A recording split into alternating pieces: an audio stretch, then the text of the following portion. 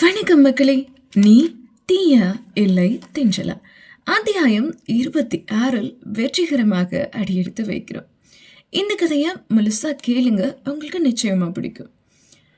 என்னடா இது, பத்திரிகையை கையில வாங்கி வச்சிருக்கான்.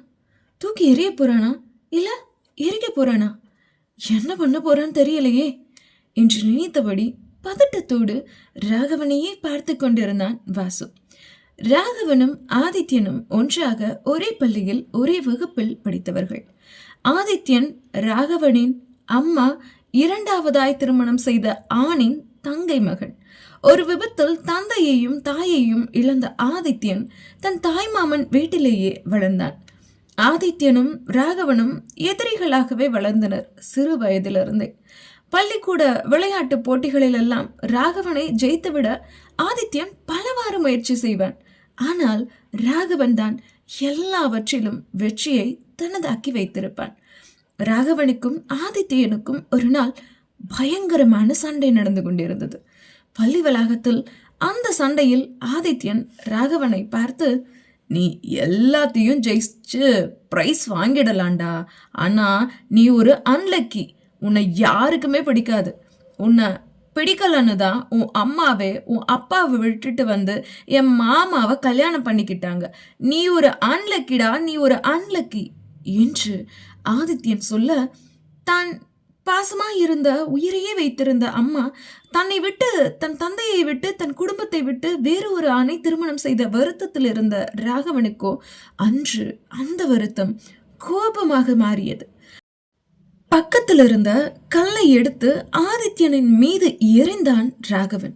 ஆதித்யனின் நெற்றியில் அடிபட்டு ரத்தம் முகமெங்கும் வழிய மருத்துவமனையில் அனுமதிக்கப்பட்டான் ஆதித்யன். அதன் பின் ஆதித்யன் வேறொரு பள்ளிக்கு மாற்றப்பட்டான். ராகவனின் அம்மா லதாவிற்கு அவளின் இரண்டாவது கணவனுக்கு ஏற்கனவே திருமணமாகி மனைவியும் உடல் சுகமில்லாத ஒரு குழந்தையும் இருப்பது தெரியாது. தங்கை பிள்ளையை அவனின் இரண்டாவது கணவன் வளர்த்து கொண்டிருப்பது மட்டும்தான் லதாவிற்கு தெரியும். லதாவிற்கு உண்மை தெரியும் போது அவளது கையில் சாத்விகா 3 மாத குழந்தையாக இருந்தாள். இன்று ராகவனின் அலுவலகத்தில் வேலை செய்யும் சாத்விகா ராகவனின் அம்மாவிற்கும் அவளது இரண்டாவது கணவனுக்கும் பிறந்த குழந்தைதான் என்பது ராகவனுக்கு தெரியும். சாத்விகா பிறந்ததும் லதா தன்னுடைய இரண்டாவது கணவனோடு சண்டையிட்டாள். முதல் மனைவியையும் அவளது குழந்தையையும் பிரிந்துவிட்டு வரும்படி. ஆனால் அவன் அதை செய்யவில்லை. ஏனெனில் அவனிடம் தற்போது இருக்கும் ஆஸ்தி, அந்தஸ்து, சொத்து எல்லாமே அவனின் முதல் மனைவியோடது. அப்புறம் எப்படி அதை விட்டு வருவான்? லதாவிற்கும் அவளது இரண்டாவது கணவனுக்கும் மன வேறுபாடுகள் நிறைய இருந்தது. அதனால் அவனும் வேண்டாம், அவனது வாழ்க்கையும் வேண்டாம் என்று தான் பெற்ற தன் மகளையும் தன் இரண்டாவது கணவனிடமே கொடுத்துவிட்டு லதா அந்த வாழ்க்கையை விட்டு வெளியில் வந்துவிட்டாள். அவளது இரண்டாவது கணவனோ அவள் பிரிந்து சென்ற சில காலத்திலேயே இறந்தும் விட்டான். லதாவின் இரண்டாவது கணவனின் முதல் மனைவியான சௌந்தர்யா தான் அதன் பிறகு ஆதித்யனையும் சாத்விகாவையும் வளர்த்தாள். சௌந்தர்யாவும் பணக்கார வீட்டில் பிறந்த கோடீஸ்வரிதான். இன்னும் சொல்ல போனால் ராகவனுடைய தந்தையை விட சௌந்தர்யா பணக்காரியாக இருந்தாள், கோடீஸ்வரியாக இருந்தாள். அவளிடம் சொத்து பத்துக்கள் ஏராளமாக இருந்தது. இப்படியே காலம் சென்றுவிட ஒரு சில வருடங்களுக்கு பிறகு தன் மனைவி படும் கஷ்டத்தை பார்த்து ராகவனின் அப்பா ருத்ரமூர்த்தி தன் மனைவியை மன்னித்து தன் வீட்டிற்கு தன்னுடனேயே அழைத்து வந்து விட்டான். அதன் பிறகு எந்த பணத்தை காரணம் காட்டி தன் அம்மா தன் தந்தையை விட்டு பிரிந்து போனாலோ அந்த பணத்தை ராகவன் கஷ்டப்பட்டு உழைத்தான், சம்பாதித்தான். மிகப்பெரிய அரண்மனையெல்லாம் விலைக்கு வாங்கினான். மிகப்பெரிய தொழிலதிபராக மாறினான். தன் அம்மாவை விட்டுவிடும்படி எத்தனையோ முறை ருத்ரமூர்த்தியிடம் ராகவன் கூறியும் ருத்ரமூர்த்தி அதை செய்யவே இல்லை. மாறாக, நான் உன்னிடம் இருந்தாலும் இல்லாவிட்டாலும் நீ உன் தாயை விட்டு பிரியக்கூடாது என்று ராகவனிடம் சத்தியமும் வாங்கிவிட்டு ருத்ரமூர்த்தி கனடாவிற்கு புறப்பட்டு விட்டான். அதன் பிறகு ராகவன் ஒரு அரண்மனையை வாங்க அந்த அரண்மனையில் அவனோடே இருந்தாள் லதா. யாரை விட்டு விலகி இருக்க வேண்டும் என்று நினைத்தானோ, யாரிடம் பேசவே கூடாது என்று நினைத்தானோ, அவளோட ஒரே அரண்மனையில் இருக்கிறான் ராகவன். ஆனாலும் இதுவரை லதாவின் முன் நின்று ஒரு வார்த்தை பேசியது கிடையாது. அவள் சமைத்த உணவை ஒரு பருக்கை கூட சாப்பிட்டது கிடையாது ராகவன். ராகவன் தன்னை வெறுக்கிறான் என்பது லதாவிற்கு நன்றாகவே தெரியும். இருந்தும் அவனை சமாதானப்படுத்தவோ அவனிடம் மன்னிப்பு கேட்கவோ லதா துணியவில்லை. தன் மகன் சம்பாதித்த பணத்திற்கு ராணியாக இருக்க வேண்டும், தன் மகன் சம்பாதித்த சேர்த்து வைத்திருக்கின்ற சேர்த்து வைக்கப் போகிற சொத்துக்களுக்கு ராணியாக எஜமானியாக இருக்க வேண்டும் என்பது மட்டும்தான் லதாவின் எண்ணம். இது ராகவனுக்கு தெரிந்திருந்தும் தான் கொடுத்த சத்தியத்தால் லதாவை தன்னிடமிருந்து விலக்காமல் தாய் என்ற அந்தஸ்தும் கொடுக்காமல் விலகி நின்றான் ராகவன். வாசுவிற்கு மிகப்பெரிய குழப்பம். சாத்விகா தன் அம்மாவின் 2வது கணவனுக்கும் அவளுக்கும் பிறந்த குழந்தை என்பது தெரிந்த எப்படி தன் அலுவலகத்தில் அவளை வேலை செய்ய அனுமதித்திருக்கிறான் ராகவன் என்பது வாசுவிற்கு மிகப்பெரிய குழப்பம். ராகவன் திருமணத்திற்கு வருகிறேன் என்று சொன்னதும் thank you sir, thank you so much என்று சொன்ன சாத்விகா அந்த அறையை விட்டு சிரித்த முகத்தோடு வெளியில் சென்று விட்டாள். வாசுவிற்கோ அங்கு வேலை செய்யும் எண்ணமே போய்விட்டது. மண்டையை பீத்து கொள்ளாத குறைதான். பத்திரிகையை கிழிச்சு போடுவான்னு பார்த்தா கையில் வாங்கிட்டு கல்யாணத்துக்கு வர்றேங்கிறானே, இப்போ இவன்கிட்ட கேட்டே ஆகணும் ஏன் பத்திரிகையை வாங்கினான்னு என்று நினைத்த வாசு, மச்சான் உன்கிட்ட ஒன்று கேட்கணும் என்று அவன் பக்கம் வந்து வாசு கேட்க, செக் புக்கில் கையெழுத்திட்டு கொண்டிருந்த ராகவன் கையெழுத்து போடுவதை நிறுத்திவிட்டு நிமிர்ந்தவன் புருவங்களை உயர்த்தி என்னவென்று கேட்க, வாசுவிடம் ஆதித்யனோட கல்யாண பத்திரிக்கைன்னு தெரிஞ்சிருந்தும் ஏண்டா வாங்கின என்று வாசு கேட்க, அவசியம் தெரிஞ்சாகணுமா என்று வாசுவை பார்த்து ராகவன் பதில் கேள்வி கேட்க, கண்டிப்பாடா, உனக்கு நினைவு தெரிஞ்ச நாள்ல இருந்து எனக்கு நினைவு தெரிஞ்ச நாள்ல இருந்து உன் கூட நான் இருக்கேன். உன் வரலாறு என்ன அவன் வரலாறு என்னன்னு எனக்கு தெரியும். என்னதான் நம்ம எதிரியா இருந்தாலும் உனக்கு சரிக்கு சமமாக பிஸ்னஸில் வளர்ந்துட்டே இருக்கான் ஆதித்யன். அவன் 10 பிஸ்னஸ் ஆரம்பிச்சானா அதில் 8 பிஸ்னஸ் லாஸ் ஆவான். அதுக்கு காரணமும் நீதான் எனக்கு தெரியும்.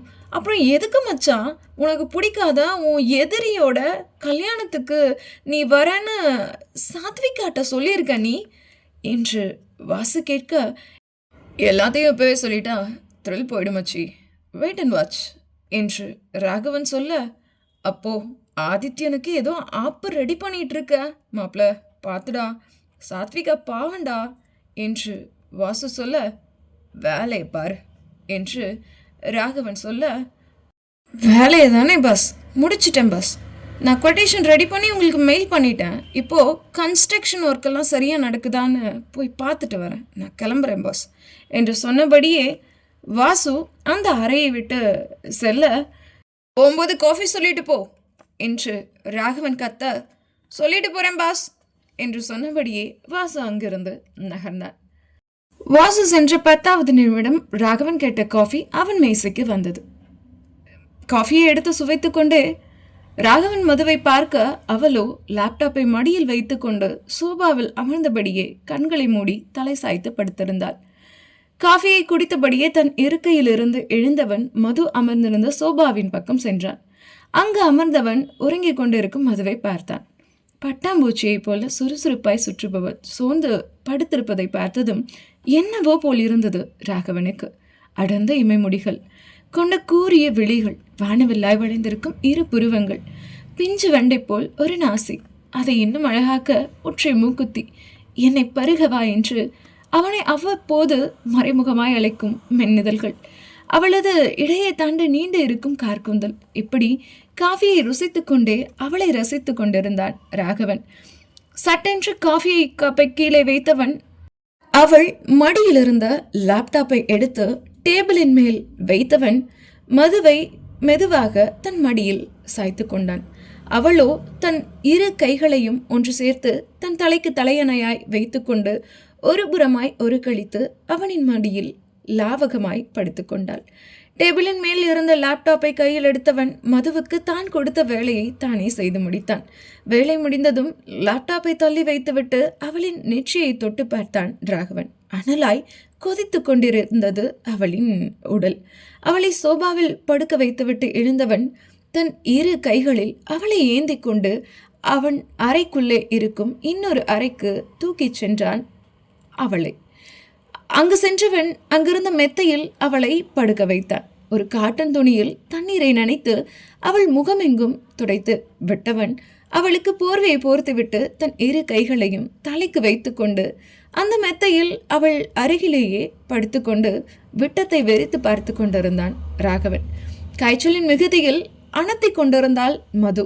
சற்றென்று எழுந்தவன் தன் அறையிலிருந்து வெளியில் சென்றான். அவன் அலுவலகத்தில் இருக்கும் சின்ன சமையலறைக்கு சென்றான்.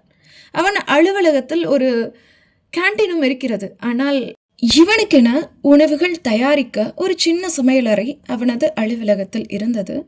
அங்கு வயதான ஒருவரையும் சமைப்பதற்கென்று வேலையில் அமர்த்திருந்தான் ராகவன். ராகவனை அங்கு பார்த்ததும் அங்கு உட்கார்ந்திருந்த முதியவர் சட்டென எழுந்தார். சார், என்ன வேணும்? ஃபோன் பண்ணியிருந்தா நானே வந்திருப்பனே என்று அந்த முதியவர் சொல்ல, இட்ஸ் ஓகே, ஒரு போல் கஞ்சி வேணும், சீக்கிரம் ரெடி பண்ணுங்க என்று அவன் சொல்ல, சரிங்க சார் என்று சொன்ன அந்த முதியவர் கஞ்சியை தயார் செய்து விட்டு அவன் முன்னே வந்து நின்றார். அந்த சமையலருக்கு வெளியில் ஃபோன் பேசி கொண்டிருந்த ராகவன் கஞ்சியோடு வரும் பெரியவரை பார்த்ததும் ஃபோனை வைத்துவிட்டு அவர் கையில் இருந்த கஞ்சியை வாங்க செல்ல, ஐயா, நானே உங்கள் அறையில் கொண்டு வந்து வைக்கிறேனே என்று சொல்லி தன் கையில் இருந்த கஞ்சியை தன் பக்கம் இழுத்தார் அந்த பெரியவர். இல்லை இல்லை, பரவாயில்ல, நானே எடுத்துகிட்டு போகிறேன், கொடுங்க என்றபடி கஞ்சியை வாங்கி கொண்டு தன் அறையை நோக்கி நடந்தான் ராகவன். ராகவன் கையில் கஞ்சியோடு செல்வதை பார்த்த அந்த பெரியவருக்கு பழைய நினைவொன்று ஞாபகம் வந்தது. ஒரு நாள் மீட்டிங் ஹாலில் காஃபியில் சர்க்கரை குறைவாக இருந்த காரணத்திற்காக தன் முகத்திலேயே சுடுகாப்பியை வீசினான் ராகவன். அன்று நடந்த அந்த நிகழ்வை நினைத்து பார்த்த அந்த பெரியவருக்கு ராகவன் இன்று நடந்து கொள்வதை பார்த்ததும் சற்று அதிர்ச்சியாகத்தான் இருந்தது. மது அவனது வாழ்வில் வந்துவிட்ட பிறகு எவ்வளவோ மாற்றங்கள் ராகவனிடத்தில். கஞ்சியை எடுத்துச் சென்ற ராகவன் உறங்கிக் கொண்டிருந்த மதுவை எழுப்பி மெதுவாக கஞ்சியை புகட்டினான். அவளும் கண்களை மூடிக்கொண்டே கஞ்சியை உண்டவள் மீண்டும் உறங்கினான். அவளின் அருகில் மத்தையின் மறுபக்கத்தில் தன் கோட்டை கலற்றி ஹேங்கரில் மாட்டியவன் மீண்டும் தலையில் கை வைத்து கொண்டு படுத்து விட்டான்.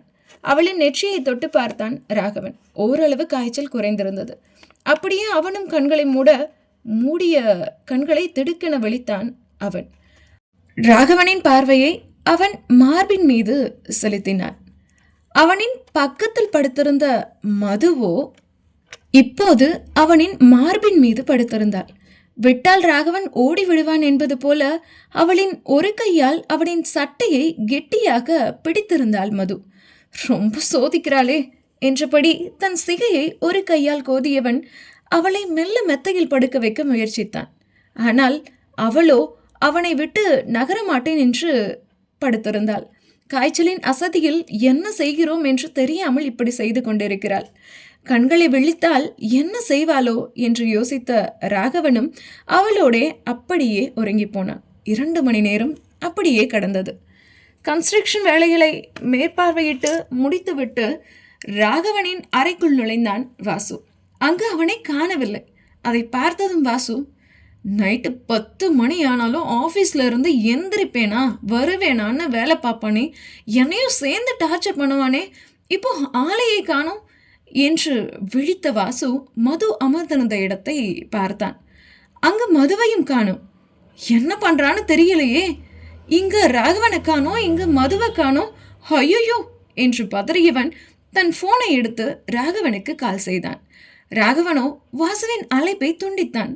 என்ன கட் பண்றான் என்று யோசித்தபடியே மீண்டும் அவனுக்கு கால் செய்ய போனின் டயல் ஹிஸ்டரியில் இருந்த ராகவனின் நம்பரை வாசு அழுத்த அடுத்த கணம் வாசுவின் போன் பிடுங்கப்பட்டது.